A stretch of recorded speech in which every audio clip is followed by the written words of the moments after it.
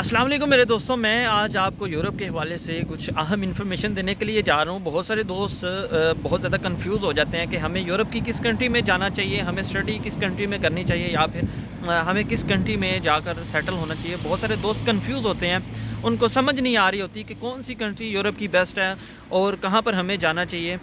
बहुत सारे लोगों को तो ये भी पता नहीं होता कि यूरोप किसको कहते हैं, यूरोप में कौन कौन सी कंट्री आती हैं, यूरोप और शेंजन में डिफरेंस का लोगों को नहीं पता होता। तो सबसे पहले मैं आपको इस चीज़ के हवाले से बताता चलूँ कि यूरोप किसको कहते हैं और शेंजन किसको कहते हैं, और यूरोप के अलावा जो कंट्रीज़ हैं वो कौन कौन सी हैं, और कौन सी कंट्रीज़ यहाँ पर बेस्ट हैं और किस कंट्री में आप का आना बेहतर होगा। तो सबसे पहले मैं आपको बताऊं कि यूरोप में बहुत सारी कंट्रीज़ आती हैं, जैसा कि अल्बानिया और रोमानिया और इस तरह की बहुत सारी कंट्रीज़ जो हैं वो भी यूरोप के अंदर आती हैं। लेकिन शेंजन एक ऐसा जोन है जिसमें 27 कंट्रीज़ आती हैं और इन कंट्रीज़ का आपस में इत्तेहाद है, इनके बॉर्डर्स तकरीबन एक दूसरे के साथ मिलते हैं।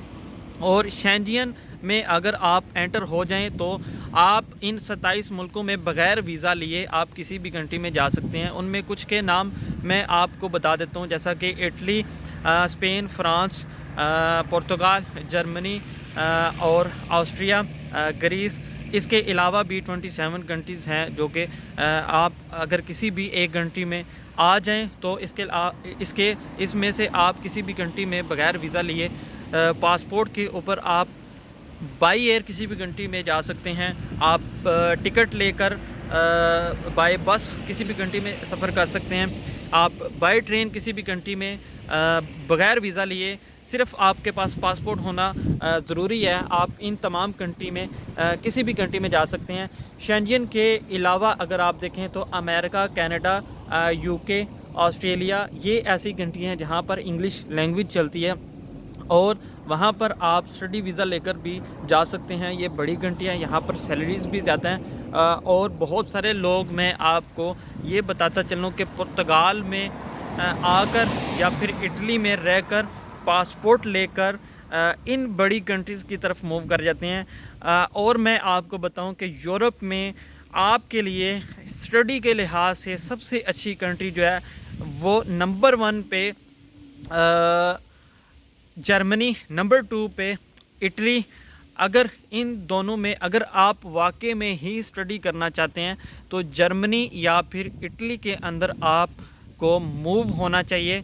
लेकिन अगर आप सिर्फ यूरोप के अंदर आकर डॉक्यूमेंट्स लेना चाहते हैं, सिर्फ एंटर होना चाहते हैं, तो सबसे बेस्ट कंट्री इस वक्त जो यूरोप में जो शेंजन में आ रही है वो पुर्तगाल है। पुर्तगाल आपको सबसे जल्दी डॉक्यूमेंट्स देता है, आपको सबसे जल्दी पासपोर्ट देता है।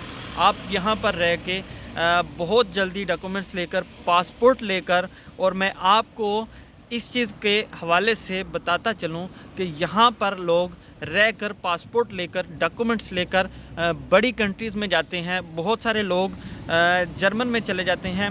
जर्मन एक ऐसी कंट्री है जो कि यूरोप में सबसे बड़ी कंट्री है जिसमें आप ज़्यादा पैसा कमा सकते हैं। लोग पुर्तगाल से डॉक्यूमेंट्स लेकर, पासपोर्ट लेकर जर्मन की तरफ मूव हो जाते हैं। लेकिन आपको मैं इस चीज़ के हवाले से बता दूं कि अगर आप कहते हैं, आप ये सोच रहे हैं कि हम पुर्तगाल में जाकर स्टडी करें, तो बहुत ज़्यादा मुश्किल है। आपको पुर्तगाल में आने का बिल्कुल भी फ़ायदा नहीं है, क्योंकि हमारे लोग यहाँ पर रहकर स्टडी के साथ अपना जो पैसा है वो भी बनाना चाहते हैं, पैसे भी कमाना चाहते हैं। अगर आपका ये माइंड है तो बिल्कुल भी पुर्तगाल में मत आएँ, क्योंकि यहाँ पर रहकर आपको डॉक्यूमेंट्स बहुत इजीली मिल जाते हैं, लेकिन स्टडी के साथ आप यहाँ पर काम नहीं कर सकते। यहाँ पर काम मिलना बहुत ज़्यादा मुश्किल है।